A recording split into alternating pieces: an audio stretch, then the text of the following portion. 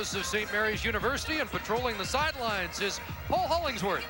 Well, Chris, it's taken 20 years for this football game to happen for these football fans here. 11,000 people cramming St. Mary's Husky Stadium. They are loud, they are proud, cheering on the Ticats, cheering on the Argos, but at the same time, you get the impression they feel like they're a part of history. Who knows, maybe this big crowd is step one of a greater storyline that will lead to the CFL one day coming here on a full-time basis. Bottom line, maritime football history in the making here at Husky Stadium. Chris?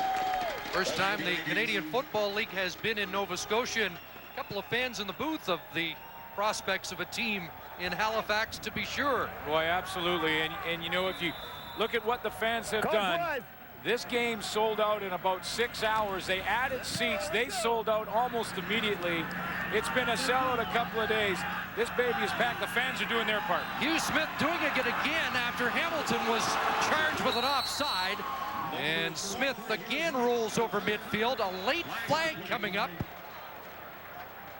as there was a little extra activity after the tackle. The league, and when Tom Wright, Commissioner, Canadian Football League, addressed the fans, he told them that they would like to see an expansion franchise by 2008. If you go back and think about building a stadium, how long that will take, around 2006 is really when you start to dig the hole for that stadium to be built.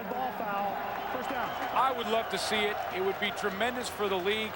It would mean a balanced schedule. It would mean the CFL is represented in Atlantic Canada, and Atlantic Canada is full of tremendous football fans, you know, by watching the CIS and the great support that the CIS gets out here. But boy, would it be fun, not to mention the road trips, Chris, to come out to Halifax. Yes, so we've done some extensive away from the game research on that. A dead ball foul against Tim Baker, the center, a 15-yard penalty. But here is Troy Davis, who reels off a gain of close to 10.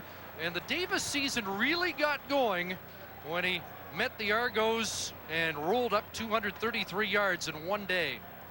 Yeah, that was on Labor Day, and what a game that was. You know, the Hamilton Tigercats, talking to Greg Marshall, said that they didn't win. They didn't beat the Toronto Argonauts all year, but they got close, and that Labor Day game was as close as they got. Second less than a yard. Davis has that and more across midfield. What's remarkable about him leading the league is that in the first 4 games last year, Hamilton hadn't been committed to the run. He had just over 100 yards, but here's that game against the Argos where he rolled to a Hamilton Ticat record.